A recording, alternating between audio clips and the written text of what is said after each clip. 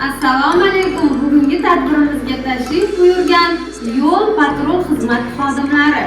Bugungi kelajak soatimiz yo'l harakati qoidalariga bag'ishlanadi. Yo'llarda to'g'ri yurish, belgilarga amal qilish o'zimiz va boshqalarning hayotini asrash har birimizning vazifamizdir.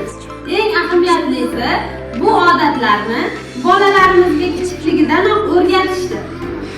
Bolalarimiz bugun bilimlarini ko'rsatadilar, savollarga javob beradilar va sizlar bilan birgalikda qoidalarni mustahkamlab oladi. Hozirgi tadbirimizni ochish uchun navbatni Shirindan Shakar Jajji svetofor qizaloqlarimizga beramiz. Marhamat. Mening ismim Imona.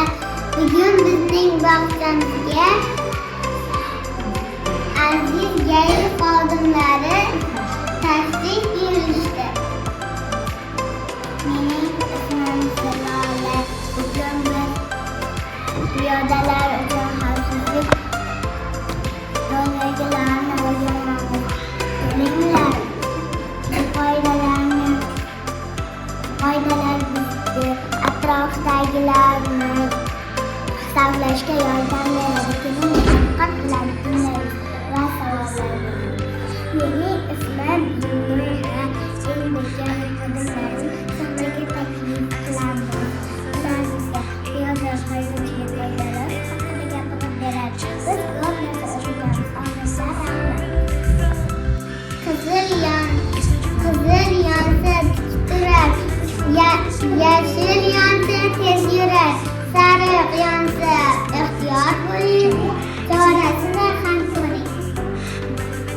Uch og'ayni botirmiz, uch qo'llangda sodiqmiz, qizil, sariq va yashil uch qudratga qodirmiz.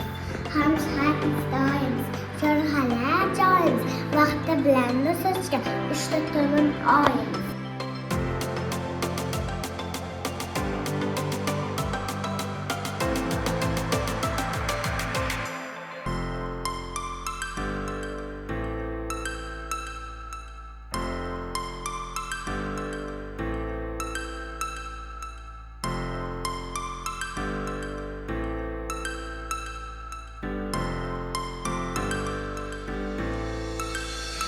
Men bor joyda azizim, to'g'ri yo'lda shaylanma.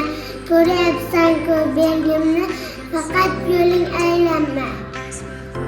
Kam bo'lsa maktab bog'cha, bolalarning maskani.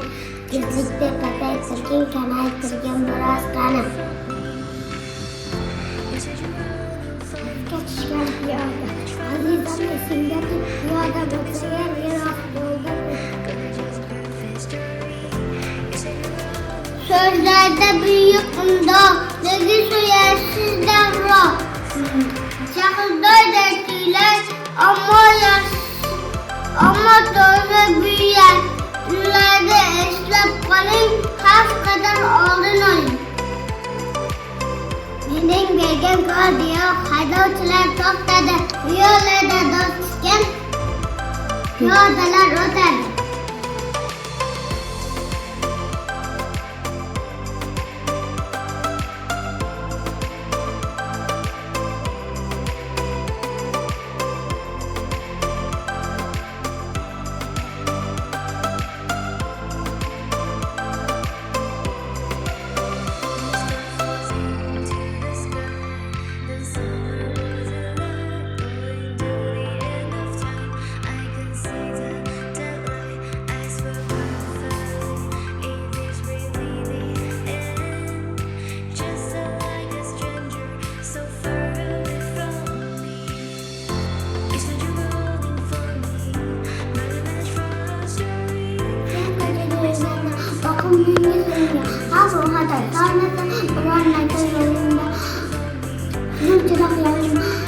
Balam to'xta taqata.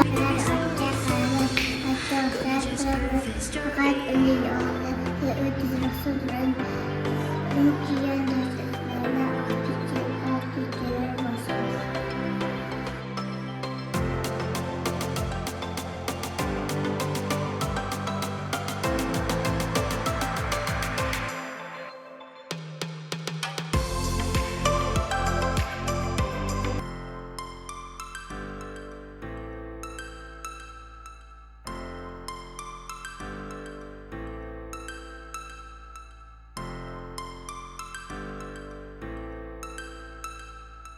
Kichik yoshdagi bolalar uchun yo'l harakati qoidalarini o'rgatishda eng muhim jihat qanday deb o'ylaysiz?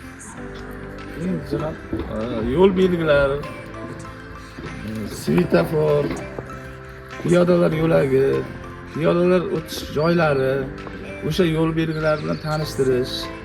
Boyagi mana hayotdan kelib chiqib, o'sha hudud bo'yicha mana shu yo'lda o'rnatilgan yo'l belgini bilan birinchi o'rinda tanishtirib chiqish kerak. Svetofor, piyodalar yo'lagi, transport vositalarida harakatlanadigan sun'iy qoplamali asfalt yo'llarda transport vositalarida harakatiga xalaqit bermaslik. Ikkinchi savolimiz, velosiped yoki skuter minib yuradigan bolalar uchun qaysi qoidalar eng asosiy hisoblanadi? Ular uchun Ma'muriy javobgarlik to'g'risida kodeksi 138-moddasi bilan velosiped, moped ularda harakatlanish qoidalari bor. Ularda boyagi transport vositalari harakatlanadigan yo'lda harakatlanmasdan piyodalar yo'lagida endi bu yerda sharoit qilinmagan o'zlari uchun maxsus yo'lak bo'lishi kerak. U yo'lak yo'q. O'shani sababi piyodalar yo'lagida harakatlanishi kerak. Uchinchi savolimiz, maktabgacha yoshdagi bolalarga yo'l qoidalarini o'rgatishning eng samarali usuli qaysilar? Boya aytib o'tganimdek, o'sha nimaga kiradi? Yo'l belgi, svetofor, piyodalar yo'lagi. Onalar, bog'chalar. Ota-onalar, boyagi bog'cha nimalari, ustozlari o'sha yo'lda harakatlanishi, borib kelishi, boyagi tarbiyalanishi asosan ota-onalar bilan bog'cha qoladi nimasidir. Shunday. Tashrifingiz uchun rahmat.